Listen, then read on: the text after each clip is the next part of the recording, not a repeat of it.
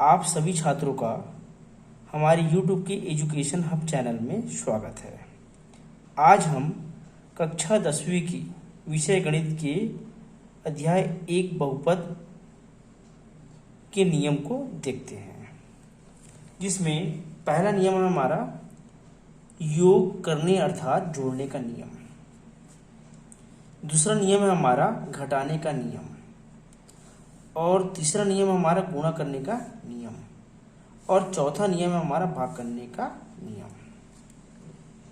तो हम इसे क्रमशः एक एक करके देखते हैं।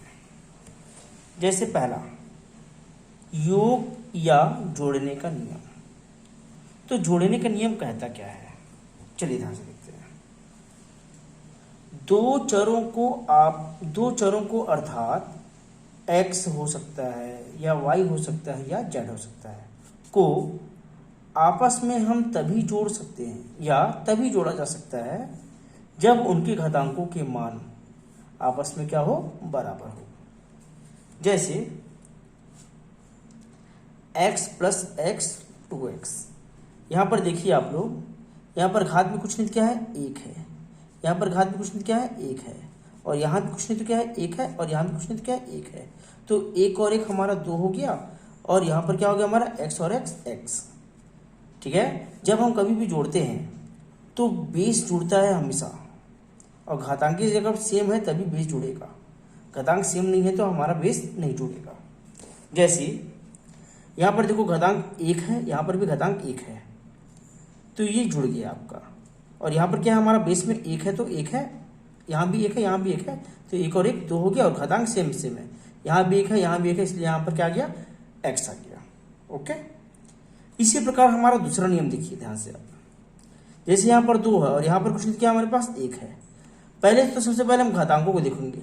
घातांक हमारे यहाँ पर 2 है, x की पावर 2 है, यहाँ पर भी x की पावर 2 है, इसलिए ये जुड़ेगा।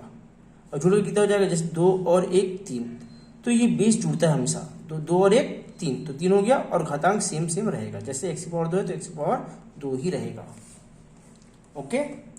इसी प्रकार और देखते हैं हम। जैसे यहाँ पर देखो बेस में हमारे पास 6 है और यहाँ पर 2 है, तो 6 और 2 8। घातांक कितना है हमारे पास, x की पावर 3 है, x की पावर 3, तो x की पावर कितना हो गया हमारा 3। ध्यान रखना घातांक नहीं जुड़ता है, केवल बेस जुड़ता है। जोड़ने पर, जोड़ने के नियम में केवल बेस जुड़ता है। तो 2 और 6 और 2 कितना हो गया 8। घातांक जैसा है वैसा ही रहेगा जोड़ने के नियम में। ओके। इसी प्रकार आगे और देखते हैं हम। जैसे यहाँ पर देखो हमारे पास बेस कितना है, 4 है, और यहाँ पर कुछ नहीं, बेस हमारे पास कितना है 1, तो 4 और 1 5। और घातांक कितना है हमारे पास, x की पावर 2 है, x की पावर 2 है, तो x की पावर कितना हो गया 2। ओके ठीक। चलिए अब और देखते हैं, हमारे पास और नियम है। जैसे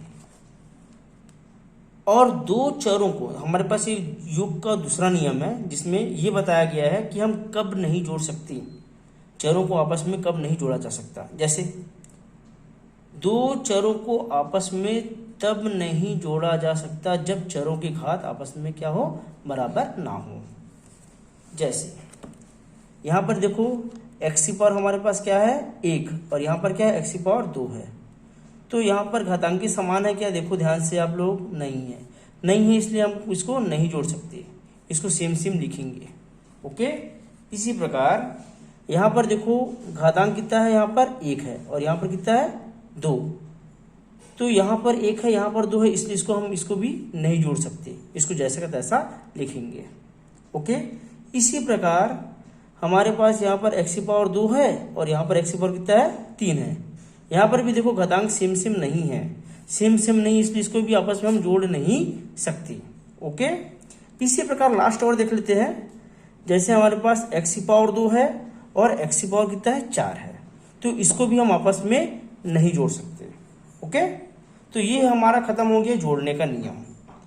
आया बच्चों सभी को समझ में? ओके। चलिए अब आपस में हम देखते हैं घटाने का नियम। ठीक है। तो घटाने का नियम भी सेम है, जैसे आपका योग का नियम है सेम वैसे घटाने का नियम है। तो यहां पर देखते हैं ध्यान से आप लोग। चलिए यहां बोलता है दो चरों की जैसे घटाने का जोड़ने का नियम पहला है सेम, वैसी घटाने का नियम भी सेम पहला ऐसी है सेम। ठीक है, इसमें भी सेम करना है। देखो ध्यान से, दो चरों को अर्थात एक्स वाई या जेड को आपस में तभी घटाया जा सकता है जब उनके घातांकों के मान आपस में क्या हो, बराबर हो। ओके, क्या बोला है, दो चरों को अर्थात एक्स वाई या जेड को आपस में तभी घटाया जा सकता है जब उनके घातांकों के मान आपस में बराबर हो। जैसे उदाहरण देखते हैं, चलो जैसे हम जोड़े थे वैसे से हम घटाना है हमको। ठीक है, इसमें भी क्या होगा, देखो ध्यान से, इसमें भी बेस क्या होता है, आपस में घटता है और घातांक सेम सेम होता है इसमें, और सेम सेम घातांक है। देखो यहाँ पर जैसे हमारे पास यहाँ पर 3 है, यहाँ पर 2 है, तो 3 में 2 घटाएंगे कितना बचेगा हमारे पास, 1। और चर पद जैसा का तैसा ही रहेगा, जैसे x की पावर 2 है तो x की पावर 2 रहेगा। क्लियर है। इसी प्रकार जैसे देखो आप ध्यान से, दूसरा जैसे 5 है हमारे पास और यहाँ पर हमारे पास क्या है, 2 है, तो 5 में जब 2 घटाएंगे तो कितना है क्या, 3, और x की पावर 2 है तो x की पावर 2 ही रहेगा। क्लियर है। जब हम घटाते हैं तो केवल आधार घटता है, घातांकी नहीं घटता है। क्लियर है, घातांकी जितना है उतना ही रहेगा। ठीक है, और सेम सेम घातांकी होने पर ही घटेगा, याद रखना। जैसे यहाँ पर 6 है और x की पावर 3 है, यहाँ पर 2 है और x की पावर 3 है, तो यहाँ पर देखो घातांकी सेम सेम है तभी ये आपस में घट रहा है। क्लियर है, तो कितना होगा, 6 में हम 2 घटाएंगे तो कितना आ गया, 4, और x की पावर 3 है तो x की पावर 3 आ गया। ओके बच्चों, ठीक। इसके बाद हम देखते हैं आगे, 8 है, 8 x की पावर 4 है, फिर माइनस क्या, 6 x की पावर 4 है, तो यहाँ पर देखो 8 में कितना घटेगा हमारा, 6, तो 8 में 6 घटेगा कितना आ गया हमारे पास, 2 आ गया, और x की पावर 4 है तो x की पावर 4। ओके, चलिए ठीक है। अब इसी प्रकार अब आपस में कब नहीं घटा सकते, देखिए ध्यान से आप लोग, और दो चरों को आपस में तब नहीं घटाया जा सकता जब चरों के घात आपस में बराबर ना हो। क्लियर है। जैसे हम जोड़ने के नियम का दूसरा नियम देखे थे, सेम उसी प्रकार घटाने का दूसरा नियम भी सेम है। क्लियर है। मैं फिर से एक बार दोहराना चाहता हूँ इस बात को। जैसे हम जोड़ने के नियम में दूसरा नियम देखे थे, सेम वैसे ही घटाने की दूसरा नियम है हमारा। ठीक है।